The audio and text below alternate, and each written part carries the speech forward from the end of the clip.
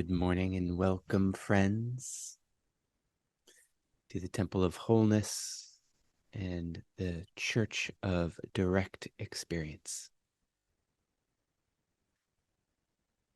This month we are delightfully playing with holding on to, loosely grasping, participating with the concept of divine truth. For those of you who are new to this experience with us, just want to lay out some foundation for how you can understand and participate and relax into this experience. First context is Temple of Wholeness. We are 501c3 not-for-profit organization, a benevolent, intentional organization designed to help those who are on the spiritual path, on the path of service, on the waking up and embodying path, to have a space for being in practice, to have a space for being in connection, being in teaching and training that invigorates the mind, opens the body, relaxes, and allows the soul to descend for you to express your purpose here on the world, in the earth. Today we'll be guided in our opening experience by Temple founder Amber Hartnell. After that, I will be leading a transmission on divine truth. We'll have a prayer from Kedrick Winter Wolf, and then we'll have a participatory section where we get to play in connection, which in this moment in time is actually the most important thing that we can be doing.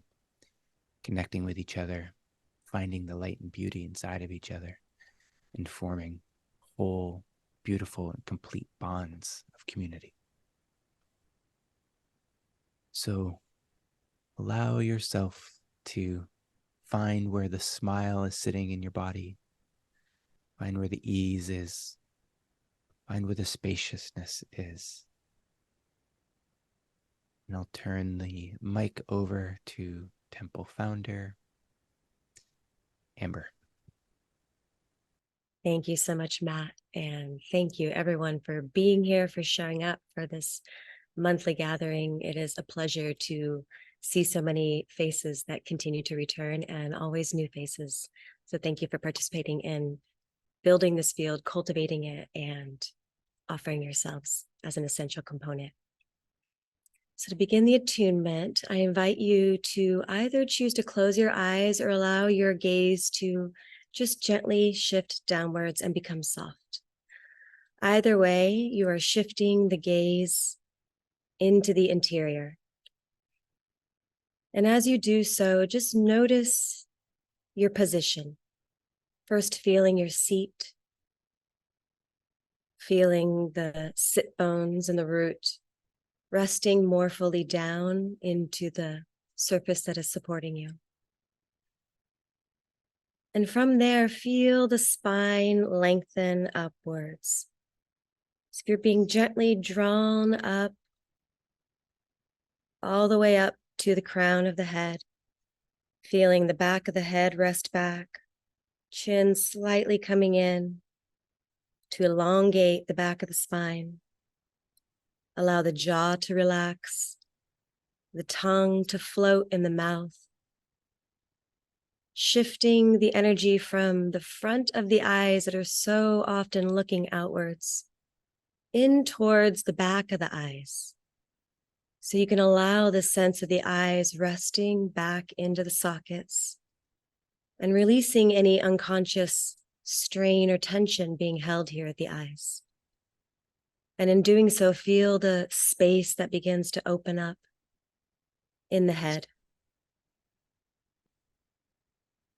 And from here, come into contact with the central channel, running around the spine with the spine resting on the back of the channel, all the way down from the crown through the body to the root. And just first coming into greater contact, locating this channel at the center of your body. And from here, take a moment and simply scan the body, your energy bodies. And first, just notice what's here. Noticing any sensations that are present, any internal movements of energy, emotion. Just becoming very present with the quality of the inner atmosphere that is here in this moment.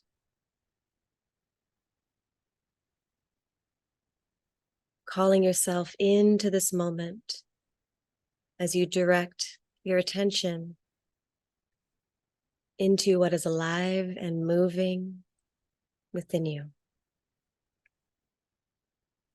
Now allowing your awareness to drop down this central channel, down to the perineum, that space between the genitals and the anus, and imagining it like a diaphragm that can breathe. And from here, just envision a point about 12 inches below the perineum. And you're just simply going to begin to inhale from that point through the perineum, breathing from here, beginning to connect with and receive the energy of the earth. So gently, in a relaxed way, drawing up through the perineum. As if there's a straw that the perineum can just drink that energy up and in. And as you exhale, just simply relax, finding something within the body that can relax just a little bit more. And again, inhaling from this point, 12 inches below the perineum. And really locate specifically this point at the perineum. See how vivid it can become in your sensing as you focus here and breathe from this point. Relaxing more with each exhale, as if like butter on a hot pan, you just begin to melt. Anything that is being held in the system that does not need to be held. Now allow that point to drop down a couple of feet beneath you. Locate that in space. And again, continue inhaling up into this point.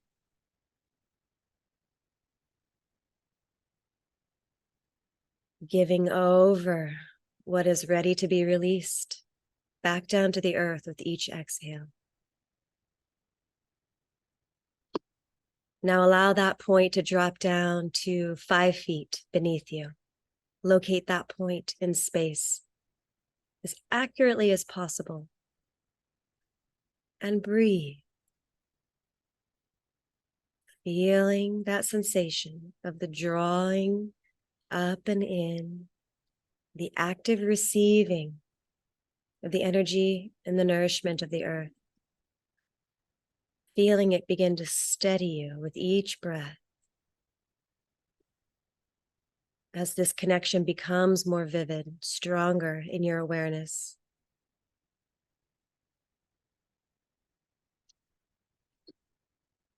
And the melting, releasing downwards with each exhale is important. Allowing more space to be created within you with each breath that releases what is no longer serving. Now allow that point to drop down 10 feet beneath you. And again, continue breathing, drawing upwards.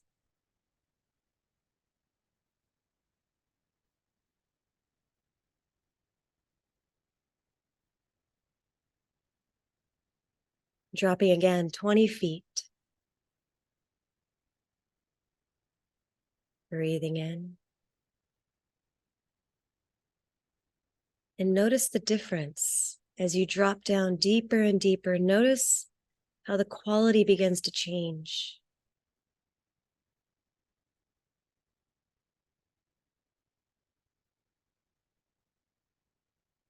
Now dropping down 50 feet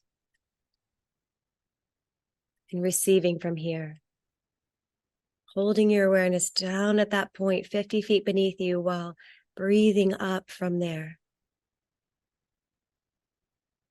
into this point at the root.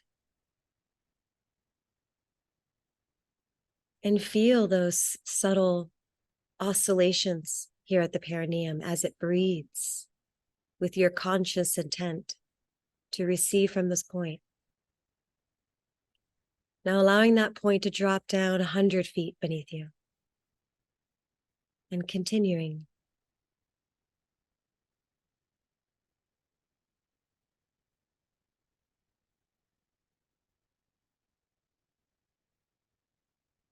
"200 feet.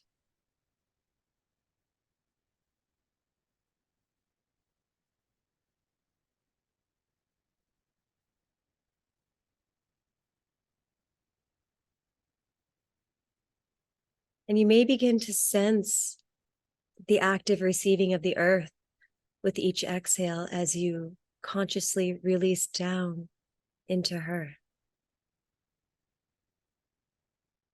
Now dropping down 1,000 feet, feeling that depth open up beneath you. Breathing up from the depths.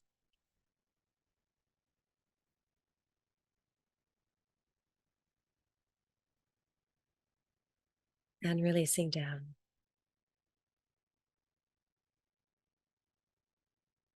Now dropping down 1 mile.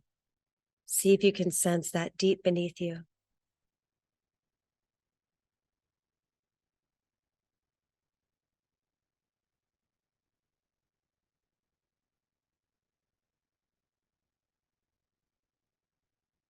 And let the bottom just open up to the fathomless depths, to the infinity beneath you.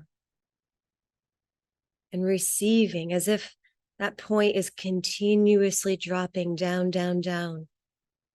And you're breathing up from that continual dropping down simultaneously. Drawing up from the infinite depths.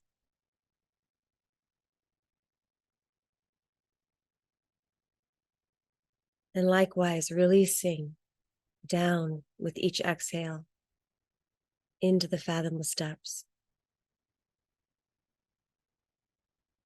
And feel this dynamic both of the receiving and filling and the complete emptying, breath by breath.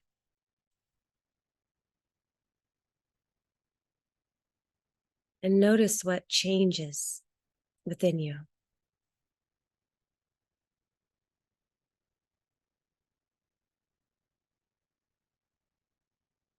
Now, one more breath from the infinite depths, drawing, breathing, all that is required up into the perineum. And now continue to follow it on the inhale up into the heart.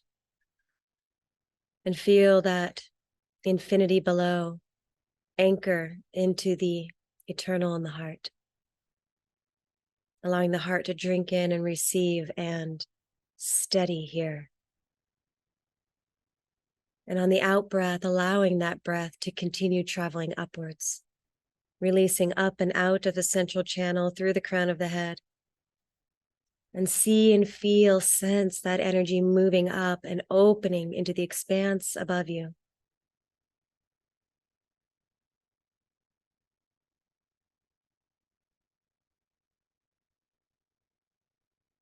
And now we're going to shift to allow yourself to receive the breath, the life force, through each pore of the body. Feeling that you can soak in and breathe from all directions.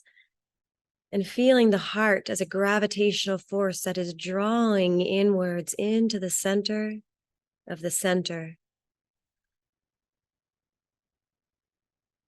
Whatever it is that you require right now to feel steady, grounded, nourished, and balanced within your being and your body. Just continuing for a few more breaths in this way, breathing from all directions, drinking, drawing in the essence of life with gratitude. And on each exhale, you simply continue to allow that softening outwards from the heart. Let that ripple of softness spread, touching every cell, touching every particle, down to the most fundamental level. Softening any tension that is not necessary to hold for our balance and well-being. And each inhale, feeling, connecting into that gravitational pull from the center of the heart, drawing inwards, infinitely inwards. Feeling yourself anchor into the infinite stability of your core. Calling all of your energy in from all directions that it may still be engaged in other spaces, interactions. What came before now, what is to follow. Utilizing each in-breath to consciously draw all of your presence into this moment, clicking in. And as you exhale, filling your space with your energy, allowing the entirety of your field to be tuned with your essential energy.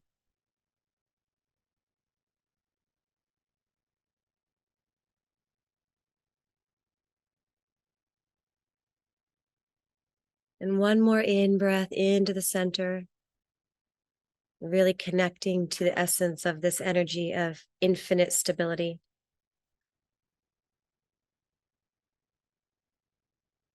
And as you exhale, simply relax. And just as we began, just take a moment and scan to notice what has shifted in these few short minutes of joining your attention with your intention and the breath.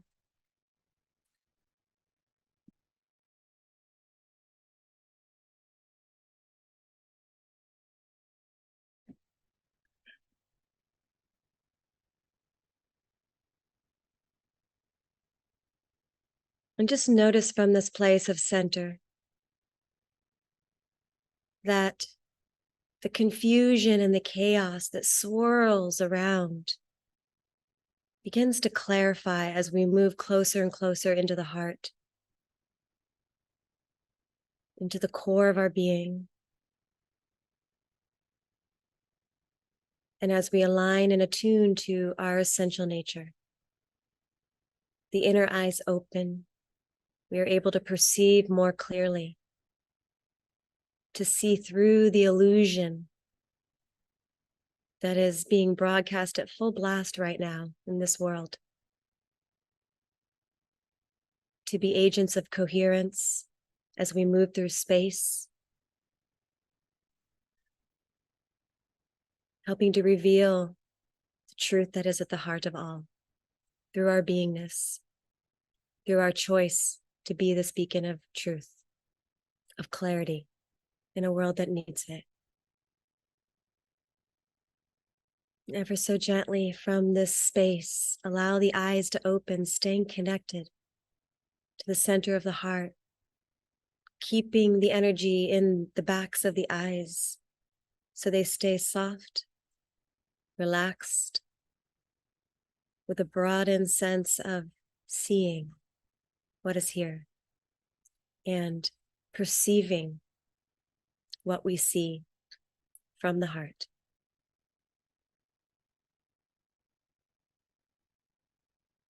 Thank you so much. I hand it over to you, Matt. An amazing way to open this conversation. Thank you so much.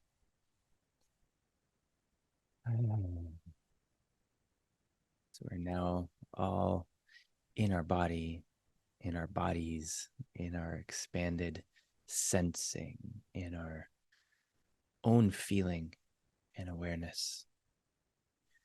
I'd like to paint a little context for this conversation on truth. And the first context is just a conversation around truth in this modern moment in the world. Truth is a seemingly very confused topic of conversation, and even some philosophers are calling this the post-truth era. So meaning that what was always considered to be clear, known, objective, and the systems in which we transmit truth seem to be breaking down or morphing at least into something new and different. So I offer this first just to give you a way of perhaps acknowledging the way that we are all swimming in a new experience that we haven't ever been in before about what truth is. And for so many of us, we relied on truth as a way to feel safe, as a way to make sense, and as a way to connect. And at the core of the way society and culture is relating to truth, that's being shaken. That's not a political or sociological statement. That's a philosophical observation. So just know if things feel jumbled or tumbled or confusing, that you're not alone in that. And it's also, I want to acknowledge that in me speaking about truth, I am making no claim that I am the absolute truth or a purveyor of divine truth. My intention in this conversation is to offer a set of perspectives and a set of experiences that lead you to your next most useful truth, your next most expansive truth, and create a set of understandings in which truth becomes more simple, more clear, more direct, but simultaneously more full, more complete, and more complex. And that complexity really allows us to stretch into all the ways that truth may or may not be welcomed into stretching into our life. So with that acknowledgement that I am not the truth and I get to invite us into a truth, I'm going to give you full autonomy, sovereignty, and the position of chooser, of acknowledging what is true for you, what is simply words and doesn't match your experience, and let you be at the helm of your own brightness and awakeness and awareness, and see how these truths, should they land as true, feel in your body and beingness, and how you do the sense making of holding these truths. So this is Church of Direct Experience, and I want to, as I mentioned, paint some experiences, and I also want to show a couple of images that will help us to have a shared language about this truth. So these images are a way of metaphysically and philosophically examining, as scholars and philosophers for literally thousands of years, the ancient philosophers have been looking at truth. And the way that we'll be experiencing truth is in three ways, three perspectives, three vantages. The first person truth is my truth. It's the truth in my awareness, my consciousness. And this is also mirroring a way that we connect with the divine. It's experiencing the divine as self. The second way that we may hold truth is your truth, or the truth of the other, or the collective. And this mirrors, again, another way that we relate to the divine as other, the divine as an external God, goddess being that we can be in humble supplication to. Some people are sometimes uncomfortable with the divine as other, especially if they've exited a history of religious experiences that were challenging and uncomfortable. I want you to know that we can be in humble supplication to a version of the divine that feels right and feels good and feels honoring. And then the last is the third person, objective, external truth. And I want to highlight part of the reason that truth is so challenging in our world right now is because people are skipping the second person truth and claiming that my truth is the truth. So every individual lens and perspective and vantage, whether it's right or wrong, good or bad, inside out, outside in, version of truth that an individual holds seems to be fought for as the truth. And I will make you bow and bend to my truth because it is the truth. This happens in social spaces, in educational spaces, in political spaces, in spiritual spaces. One of the most important truths that I believe we as spiritual beings, we as light bearers and light sharers, we as the enlightened and illumined ones can hold is our truth, a truth that arises between us right now, a truth that we hold in this moment as both so very real and ephemeral, a truth that moment by moment informs how we behave, how we care, how we love, how we brighten, how we serve. And knowing that that truth in this now is the most real and the most ephemeral. And that we can be in a stabilizing of these truths, and we can bring our first person truth to a second person truth. And if that gets repeated and proven over and over, it can become a third person truth. And by that holding of all perspectives, by in a beautiful and right and good way, we share perspectives, we share vantages.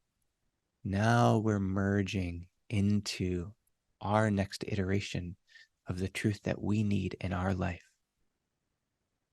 And ultimately, one of the ways to hold divine truth is that we are simultaneously holding, embodying, and enacting all truths simultaneously.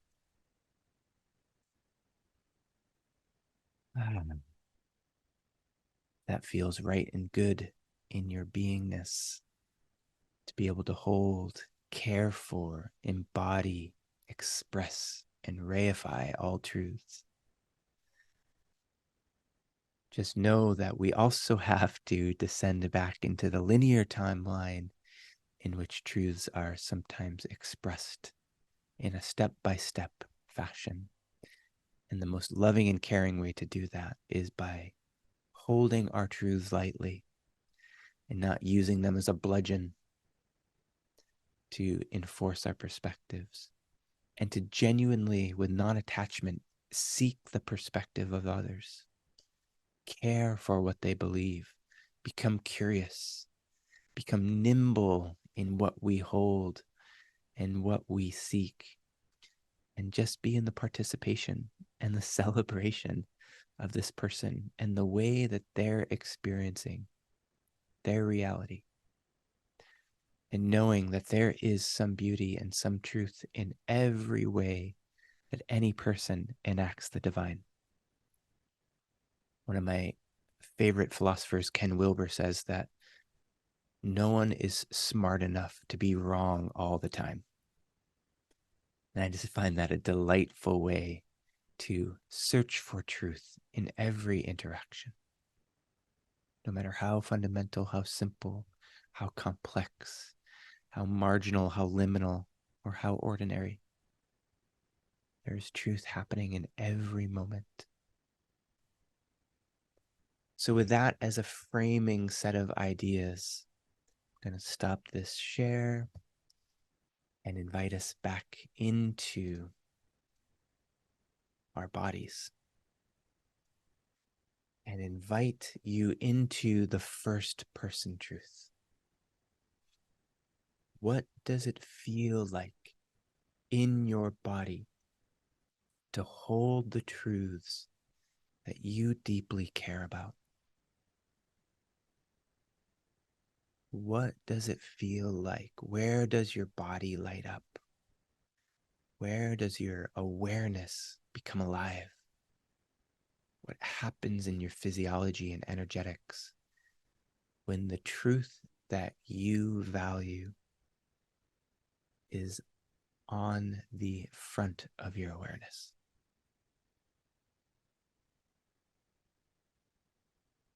Just notice the sensations of that, the embodied experience of that truth, the my truth.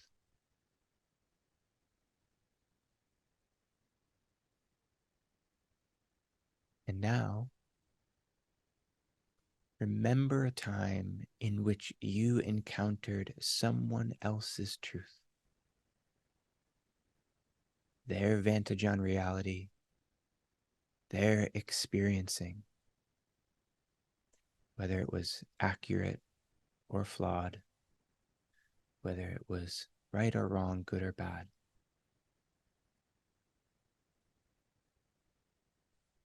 And notice how that lands in your system. Notice the sensations, the energetics, where in your body lights up, where it closes down.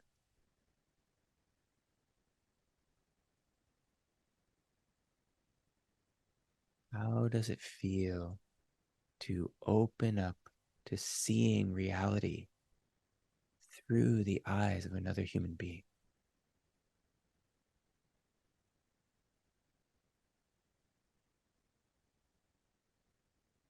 And then lastly,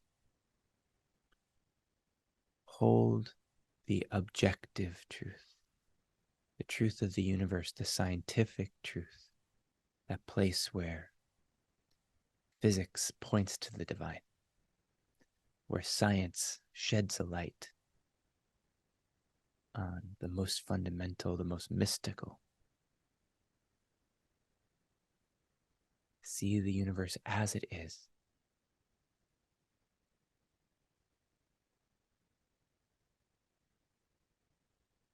See what that feels like in your being, in your body, in your energetics. What does that truth feel like to you?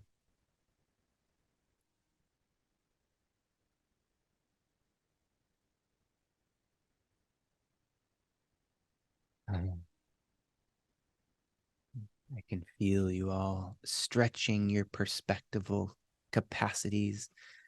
We love it. We're here for it. We're proud of you. Good job. Good work. I'm going to ask you to stretch once more. Please hold your truth,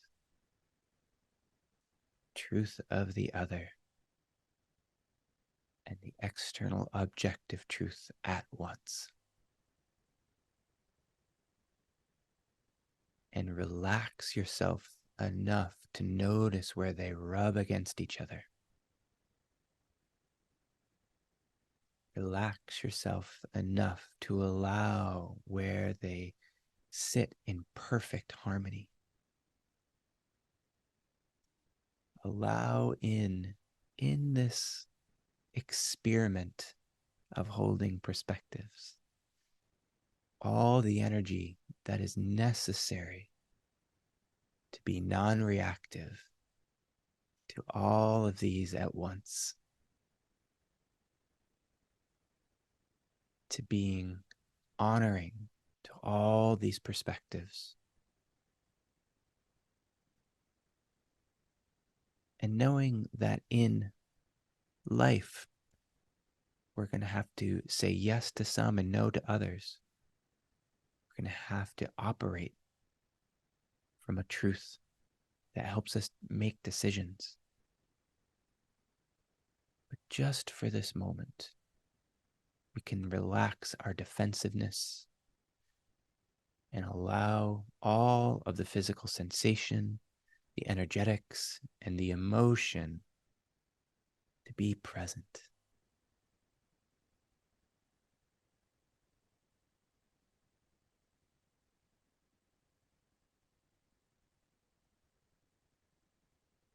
You might see from this vantage that there is no one truth.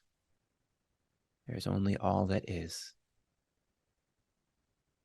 And in the isness, the infinite, evolving, perspectiveless, perfected subjectivity of pure perceiving, that is divine truth.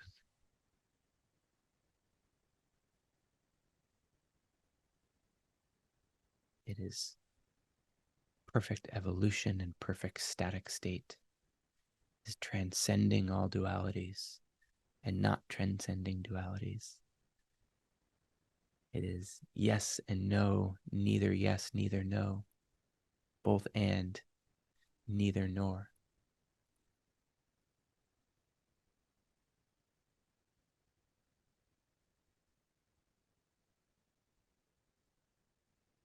Knowing that you can hold this, that you have a roadmap to this place, knowing that this is your birthright, may provide some relief, may provide a sense of safety as you operate in a world that seems to be very confused, oftentimes, about what to do with their truth. You can know that other people having a different truth cannot harm you. And what you choose to do with your truth and how you interact with their truth is the basis of good decision making to ensure that you are safe, that you are stable, that you are aligned, that you are in service. The reason for leading this experience in this way was to give you an embodied sense of truth so that you have a sense of what's right and wrong in your system. And you can be more capable, effective, safe, and powerful in the world. And then also to relax against any guarding of another truth that may actually contain some wisdom. And then lastly, to allow and invite the experience of resting into an absolute isness. All vantages, all perspectives simultaneously at once. The absolute perfection, even when it contains the unresolved relative conflict.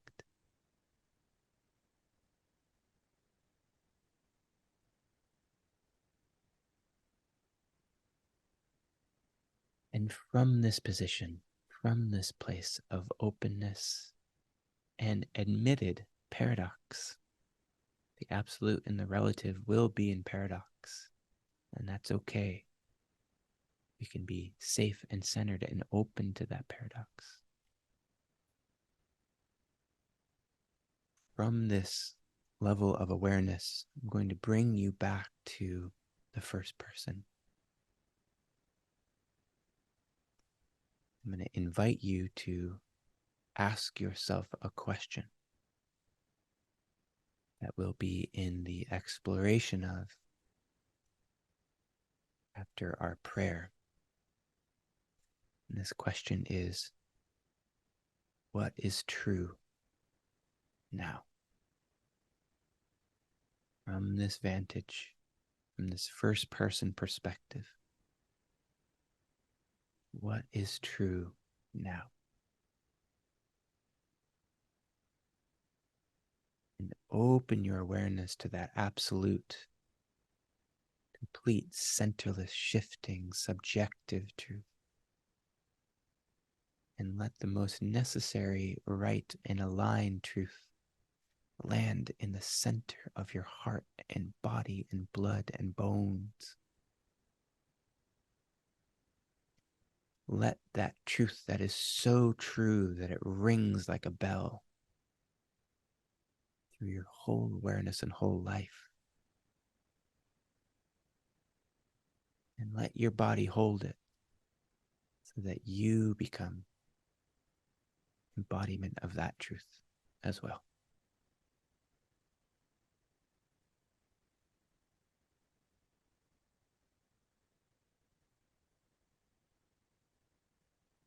I'm going to give us just 30 seconds to hold that awareness.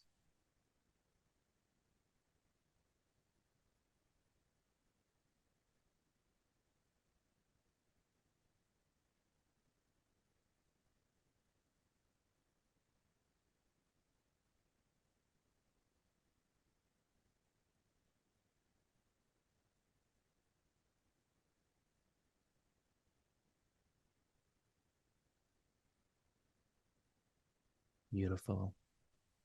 Well done.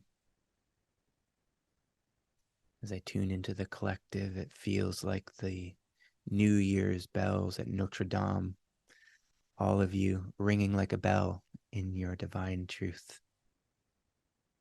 We appreciate you for doing this work. Thank you for ringing like a bell. And with that, hand the microphone over to Kedrick Winter-Wolf for a consecration and prayer of this truth. It's good to be here with everybody. I'm honored to contribute the prayer for this code today. But before I do, I have a confession. When Dr. Matt asked me if I wanted to offer the prayer, my initial inclination was to decline. A lot of skepticism in my body because why would you want the guy that doesn't pray to offer the prayer? How strange. But I said, no, give me a day. Let me think about it.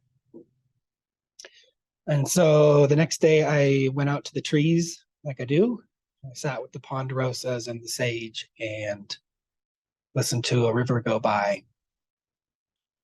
And I had a realization while I was sitting there, or maybe more of a remembering, that the reason that I don't consider prayer a part of my practice is because my practice has become a form of prayer. It's kind of evolved in a way. And like the explicit pray, however you do it, with the words, nothing wrong with it, it's great, but it kind of became integrated into an implicit, like a beingness. And then I realized in that moment, again, this is probably the sort of prayer that the world needs a lot more of. So I said, yes, I'll do with it. It's a sort of prayer that is an embodied truthfulness. It's an honesty with yourself. It's an honesty with the world, with other people, with God, the divinity source, whatever you want to call it. It's a sort of It's like a presence in your beingness, in your actions. Like the Japanese culture has a really strong ancient connection to this, of really holding intentionality in every moment. Tibetan Buddhism has a really beautiful way of connecting, and if you'll pardon the blends of culture, you chop wood, you carry water, you become enlightened, and then you chop wood and carry water. And so it kind of all weaves together. And I was sitting there by that creek and I was thinking, creeks pray. They pray with a desire to make it through the woods in one piece, sort of intentionality.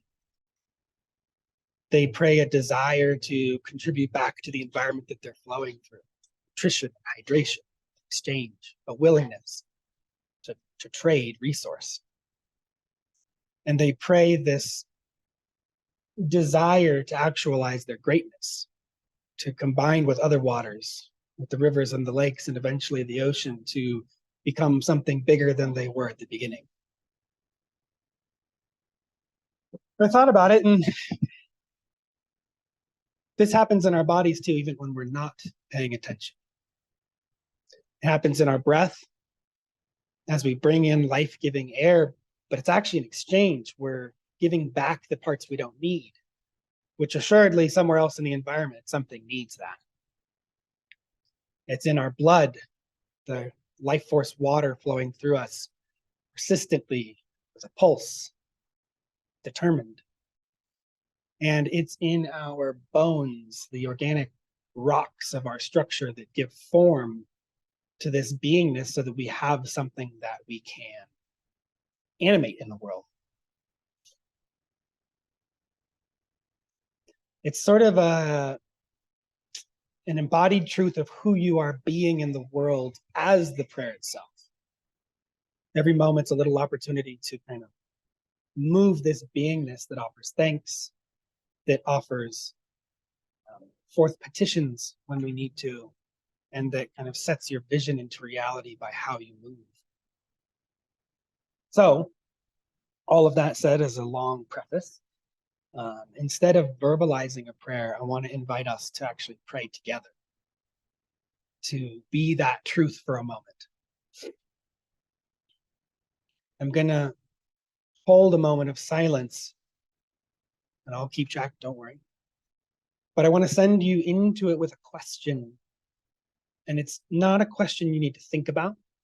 And it's not one that you should have or need to have an answer to. It's not a mental question, it's more of a sensory question. I want you to pray this inquiry with your personal truth in your breath and your blood and your bones into the shared space.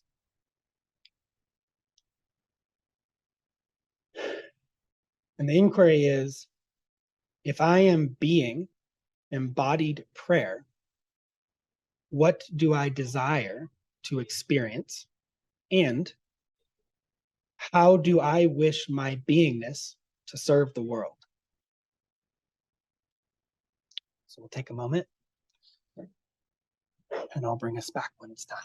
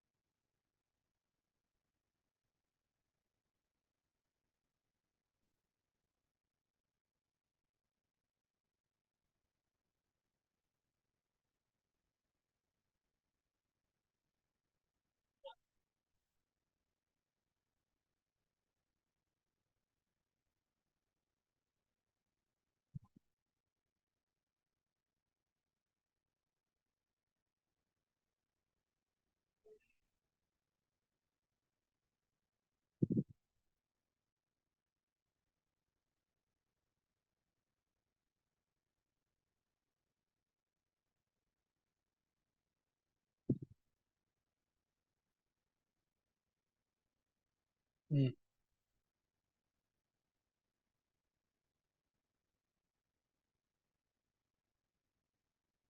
Mm. It's beautiful. Thank you, everybody. It's good. And as you go about your day, every now and then, take a moment and drop back into that beingness that is praying your prayer to the world and just kind of feel for it. Figure out what it's trying to say. Outstanding. Thank you. That was great. So we recognize as a community that community is actually one of the most important things we can be doing for ourselves and the collective right now. We're going to engage in two ways. The first is in what Kedrick just taught and shared to us, to be the prayer. To be the prayer in our experiencing and in our way of participating with each other. And then that will be the context. And then the content will be the question, what is true now, that we asked earlier? So we be the prayer and we state the truth. And in our relaying of the truth, each other person will be a reflection of that prayer. Each other person will be in their prayer for you being in your prayer. And we get to be in an upward spiral together of this prayer experience.